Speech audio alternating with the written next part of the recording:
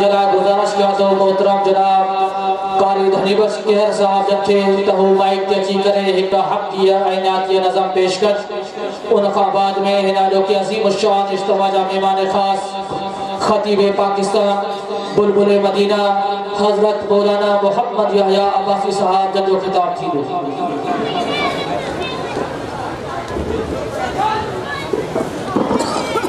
सबूरा दोस्तों दुरूद शरीफ पढ़ो अल्लाहुम्मा सल्लि व सल्लिम अला नबीना मुहम्मद व अला आलिहि व सहबिहि व अहले बैतिहि अजमाइन बिरहमतिका या अरहमर राहिमीन। शान मुझे नबी जो तमवा शान मुझे नबी जो तमवा फिर सालत सजन ते खत्म शानो मुझे नबी जो तमवा फिर सालत सजन ते खत्म शानो मुझे नबी जो तमवा फिर सालत सजन ते खत्म शानो मुझे नबी जो तमवा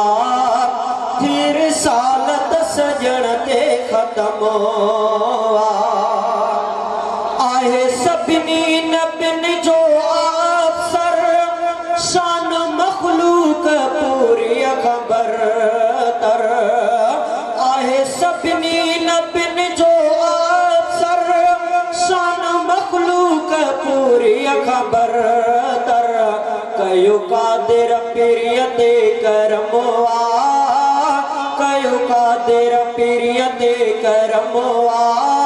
फिर सालत सजन ते खत्म शानो मुझे नबी जो तमवा फिर सालत सजन ते खत्म शानो मुझे नबी जो तमवा फिर सालत सजन ते खत्म शानो मुझे नबी जो तमवा फिर सालत सजन ते खत्म कई मिर्जा नबूवत जी दावा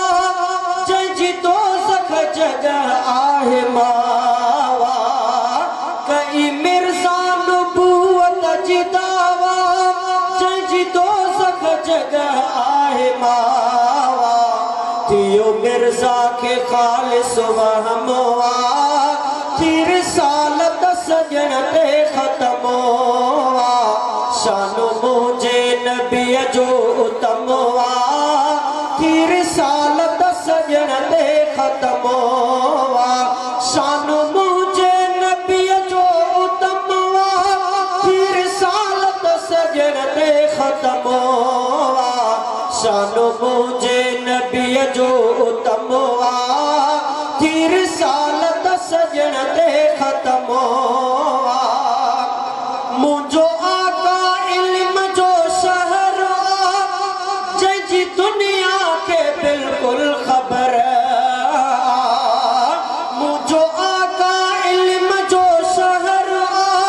सजी जंहिंजी जयल हर खबर मिलियो खालिक खां उनखे इल्म फिर सालत सजन ते खत्म शानो मुझे नबी जो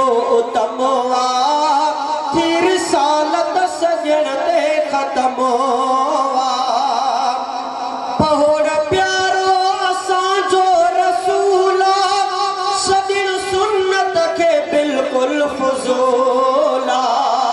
पहोड़ प्यारो असांजो रसूला सदिन सुन्नत के बिल्कुल फुजूला हबीब मुरसल असांजो भरमवा फिर सालत सजन ते खत्म शानो मुझे नबी जो तमवा फिर सालत सजन ते खत्म शानो मुझे नबी जो तमवा फिर सालत सजन ते खत्म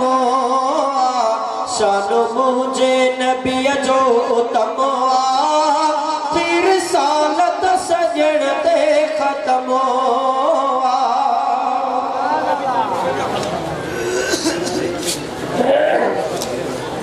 या मोहतरम जनाब कारी तलीबा सिंधी साहब जिन तव्हांजे साम्हूं हिकु हफ्तिया ऐनातिया नज़म पेश कयो हींअर तव्हांजे साम्हूं